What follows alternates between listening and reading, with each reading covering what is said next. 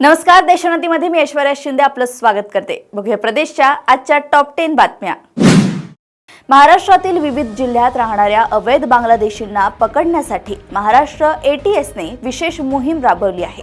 बेकायदेशीररित्या देशात राहणारे हे बांगलादेशचे नागरिक देशासाठी धोकादायक असून देशात किंवा बाहेर बसलेले देशद्रोही घटक त्यांचा वापर करू शकतात, हे नाकारता येणार नाही असे ATSच्या सूत्रांचे म्हणणे आहे। एजन्सीच्या सूत्रांनी सांगितले की अनेक खासगी एंटिटी देखील संरक्षण आस्थापनासाठी काम करतात, म्हणून त्यांना जागरूक केले जात आहे की त्यांच्या सोबत काम करणाऱ्या सर्व कर्मचाऱ्यांची पार्श्वभूमी तपासली जावी आणि हे सुनिश्चित केलं पाहिजे की तो देशाचा नागरिक कोणते आहे। एक मोठी बातमी समोर आली आहे। राष्ट्रवादी शरद पवार गटाचे नेते आणि आमदार जितेंद्र आव्हाड यांच्यावर ठाण्याच्या SB पोलीस गोपनीय विभागाची नजर असल्याचं समोर आलंय। जितेंद्र आव्हाड यांची पत्रकार परिषद सुरू असताना पोलीस आव्हाडांच्या पत्रकार परिषदेमध्ये घुसले। समोर आलेल्या माहितीनुसार पोलिसांकडून पत्रकार परिषदेचं चित्रीकरण देखील करण्यात आलंय। या घटनेनंतर जितेंद्र आव्हाड यांनी चांगलाच संताप व्यक्त केलाय। विरोधी पक्षाच्या नेत्यांवर पोलीस का वॉच ठेवत आहेत असा सवाल जितेंद्र आव्हाड यांनी यावेळी उपस्थित केलाय। मुख्यमंत्री देवेंद्र फडणवीस यांनी गडचिरोली जिल्ह्यात राबवलेल्या धोरणांचे सामनाच्या अग्रलेखातून कौतुक करण्यात आले। नक्षलवाद्यांचा जिल्हा याऐवजी गडचिरोलीला पोलाद सिटी ही नवीन ओळख विद्यमान मुख्यमंत्री मिळवून देणार असतील तर त्यांचे स्वागत करायला हवे असे सामनाच्या अग्रलेखात म्हटलंय। तसेच देवाभाऊ अभिनंदन असा मथळा अग्रलेखाला देण्यात आलाय।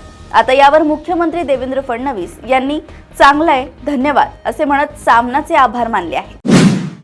भारतात व महाराष्ट्रात रस्ते अपघातात दुचाकी वाहन चालकांची बळींची संख्या दिवसेंदिवस वाढत आहे। दुचाकी स्वारांनी जर हेल्मेटचा वापर केला तर अपघातांमध्ये होणाऱ्या मृत्यूंच्या संख्येमध्ये निश्चितच घट होऊ शकते। केंद्रीय मोटार वाहन नियम 1989 मधील नियम 138 नुसार नवीन दुचाकी वाहन खरेदी करणाऱ्या ग्राहकांना खरेदीवेळी वाहन वितरकाने 2 हेल्मेट पुरवणे आवश्यक आहे। याबाबत दुचाकी वितरकांना सूचना देण्यात आल्या आहेत। नवीन दुचाकी खरेदी करणाऱ्या सर्व नागरिकांना याद्वारे आवाहन करण्यात येत आहे की वाहन ताब्यात घेतेवेळी वाहन वितरकाकडून 2 हेल्मेट प्राप्त करून घ्यावी। गेल्या काही दिवसांपासून राष्ट्रवादी काँग्रेस शरदचंद्र पवार पक्षाचे अध्यक्ष शरद पवार आणि उपमुख्यमंत्री अजित पवार हे पुन्हा एकत्र येणार असल्याच्या चर्चा रंगत आहेत। या पार्श्वभूमीवर आज झालेल्या राष्ट्रवादी अजित पवार गटाच्या बैठकीत 2 महत्त्वाच्या मुद्द्यांवर चर्चा करण्यात आली आहे। जर शरद पवारांसोबत असणारे लोक आपल्या सोबत येणार असतील तर आधी जे अजित पवारांसोबत निष्ठावान राहिले त्यांचा विचार करावा, त्यांना विविध संधी द्याव्यात अशी मागणी राष्ट्रवादी काँग्रेसच्या पदाधिकाऱ्यांनी बैठकीत केल्याची माहिती आहे।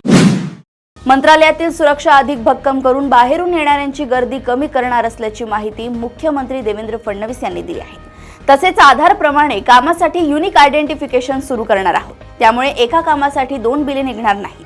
एक युनिक ID तयार केला जाणार असून त्यामुळे कामात पारदर्शकता येईल। सरकारची मालमत्ता किती हे सुद्धा समजणार आहे।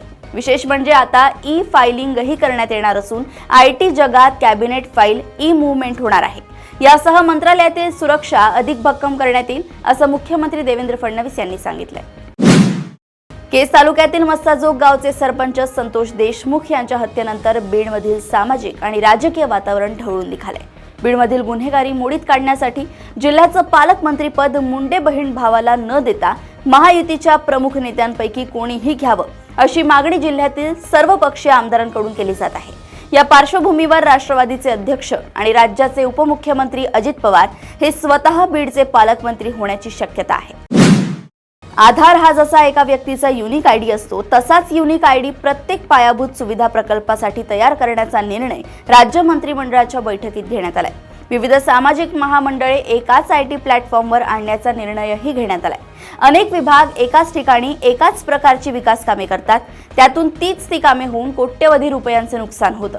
ते टाळून विकास कामांचे सुयोग्य नियोजन व्हावे आणि त्यात सुसूत्रता असावी, यासाठी प्रत्येक पायाभूत सुविधा प्रकल्पाला युनिक ID असावा अशी सूचना फडणवीस यांनी केली आहे। बीड जिल्ह्यातील मस्साजोग या गावचे सरपंच संतोष देशमुख यांच्या हत्येप्रकरणी CIDने वाल्मिक कराड याची चौकशी सुरू आहे।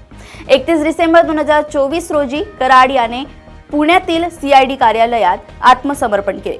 कोर्टाने त्याला 14 दिवसांची पोलीस कोठडी सुनावली। त्याच दिवशी वाल्मिक कराड याने कोर्टाकडे 24 तास एका मदतनीसाची मागणी केली होती। ही मागणी कोर्टाने फेटाळून लावल्याची माहिती समोर आली आहे। राज्यातील उद्योगधंदे परराज्यात जात असल्यावरून महाराष्ट्र सरकारवर सातत्यानं टीका होत असताना आता राज्याचे मुख्यमंत्री देवेंद्र फडणवीस यांनी आनंदाची बातमी दिली आहे. 6 महिन्यांतील परदेशी गुंतवणूक वार्षिक सरासरीच्या 95% जमा झाली आहे.